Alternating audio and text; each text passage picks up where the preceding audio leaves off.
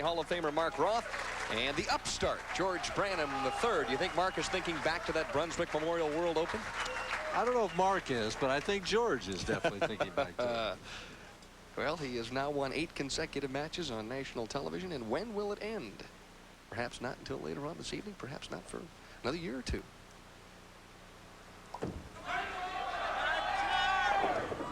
Got a little fast, not enough lift with the fingers, the ball sailed on him. See him put his palm down like that means slow down. Boy, and you can tell George-Branham-III would just love to get off and out of the gates in a hurry against Mark Roth. Well, we'll see how Roth does with this right-hand lane. Actually, Dan, you know, even though Sliker went high in the right lane twice, the right lane is the tighter of the 2 lanes by a couple of boards for both the left and right-handed players. Gil stopped up to the booth after that opening match loss and said that didn't feel like he threw too bad a shot in the 7th, but the one in the 9th was definitely not a good shot for him. Yeah, he said he broke all track records getting into the foul line on that shot. So. And here you see a man who has gotten to the foul line in just tremendous form for many, many years. 32 career titles, and there you see his average on the television pair. Not too shabby.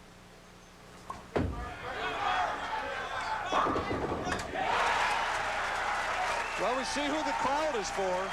You know, it's amazing, Mike, as you get a little older and those titles start to build up, you start to draw a few more fans. And the old 6 or 7 step approach, depending on how he feels as he whips it out over that second arrow. The ball actually hits weak here, and the 6-pin goes into the channel and just gives it a little love tap. And there you see Mark looking for more. How about it? Oh, a little kick there. That's a little Elvis move, huh? Gets a little help. Roth looks for the opening double. Oh, that's an instant replay shot, but what does Mark Roth know that the rest of us don't?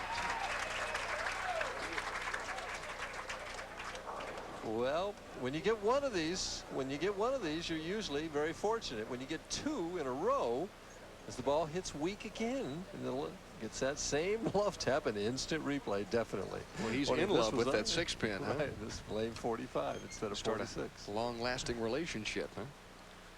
George-Branham-III trying to fire back. Oh my, just shredded the rack on the right-hand lane. With today's bowling balls on these urethane finishes, those pins are no match for today's power players. So when they come in light like that, boy, that 5-pin goes out of there in a hurry. We've talked about this before. Is the light hit the best hit in bowling right now? The highest percentage hit? I believe it is. I really do, especially for guys that roll the ball like these 2 players. You hit that solid hit, you leave a lot of solid 8s, 10s, 7s. That light hit is a high percentage hit. George-Branham-III hoping for a double. This one slices through the nose, almost gets a little help, but it's split time on lane 45. And as we said, the left lane hooks a little bit more, and Branham, it's only the 3rd frame, is in danger of losing his first game on television already. Down in the game already. It opens here. Roth could be off in a big hurry. Well, I'm certain he'll give this one a run.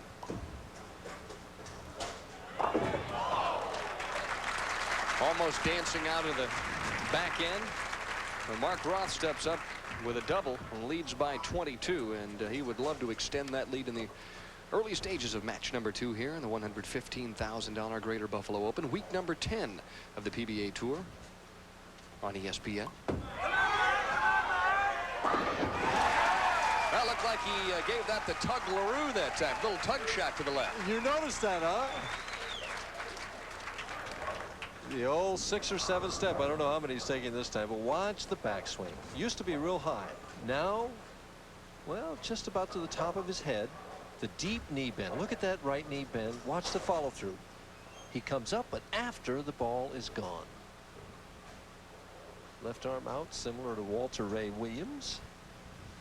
And Roth, who's off with 3 in a row.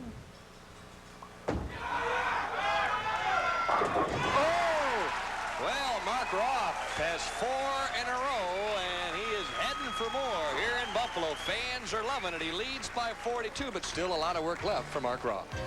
And I'm the 3rd studying the telescore here at Thruway Lanes, and if his mathematics don't fail him, he knows he trails by 42. And he knows he's bowling the greatest right-hander in the game right now, so, well, maybe not today, but over the last number of years. But as you've told me many, many, many times, you got to throw one shot at a time. Well, Branham can definitely strike. There's no doubt about that. He better start pretty quick here if he doesn't want to be buried.